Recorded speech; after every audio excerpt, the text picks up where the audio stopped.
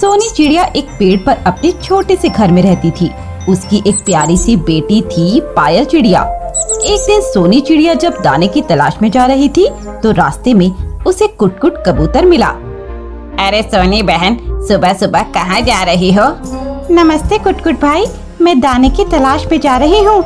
मेरी बेटी पायल सुबह उठते ही खाना मांगती है। वो तो ठीक है बहन, लेकिन तुमने पायल की शादी के बारे में कुछ सोचा है? वह अब बड़ी हो गई है, उसकी शादी करनी चाहिए तुम्हें। हाँ कुटकुट भाई, दिन रात इसी चिंता में रहती हूँ कि बेटी की शादी कैसे होगी। मेरी नजर में एक चिड़िया है, उसका बेटा अपनी पायल बेटी के लिए ठीक रहेगा।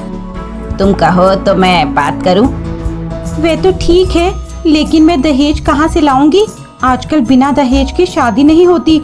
अभी मेरे बराबर वाले पीपल के पेड़ पर रहने वाली मोनी चिड़िया की बेटी की शादी में ससुराल वालों ने पूरा घर मांग लिया। मैं कहाँ से लाऊंगी ये सब?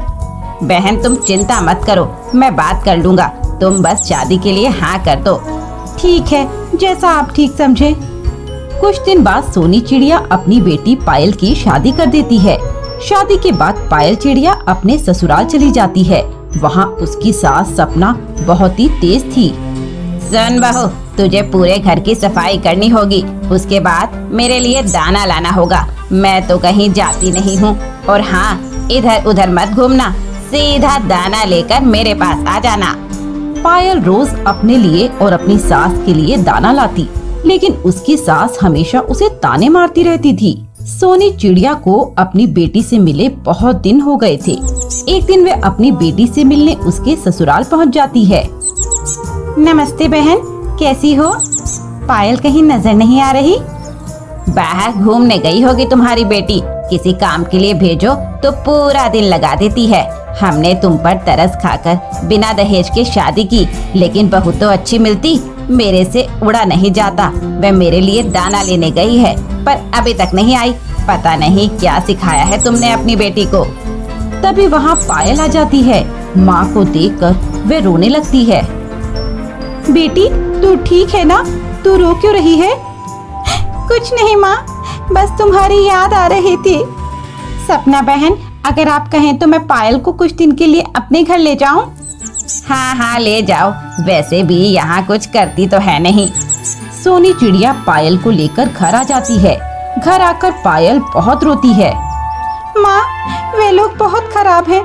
मैं सारा दिन दाने इकट्ठा करके लाती हूँ और दोनों माँ बेटे घर में बैठे रहते हैं, सारे दाने खा जाते हैं। मैं भूखी रह जाती हूँ माँ। कुछ कहूँ तो मुझे दोनों मिलकर मारते हैं।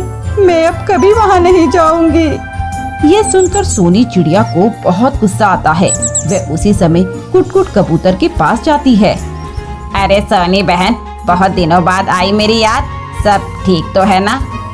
कुटकुट भाई, आपने कहाँ फंसा दिया मेरी बेटी को? उसकी तो किस्मत ही फूट गई। उसके ससुराल वाले उसे मारते पीटते हैं। मैं तो उसे अपने घर ले आई हूँ। ये क्या कह रही हो बहन? मैं अभी उनकी खबर लेता हूँ। कुटकुट कबूतर उनके घर जाता है। तुम दोनों माँ बेटे को शर्म नहीं आती? खुद घर में पड़े रहते हो और पायल बेटी को मारते पीटते हो। मैं आज ही जंगल के राजा से तुम्हारी शिकायत करता हूँ। ये कहकर वे जंगल के राजा मिट्टू तोते के पास जाता है। उनसे शिकायत करता है। मिट्टू तोता दोनों माँ बेटे को जेल में डाल देता है। जेल में बैठकर दोनों रो रहे होते हैं। तभी पायल मिट्टू तोते के पास जाती है। महाराज, मेरे पति और सास को छोड़ दीजिए। मिट्टू तोता दोनों को बुलाता है। देखो देखो, तुम्हारी बहू कितनी अच्छी है।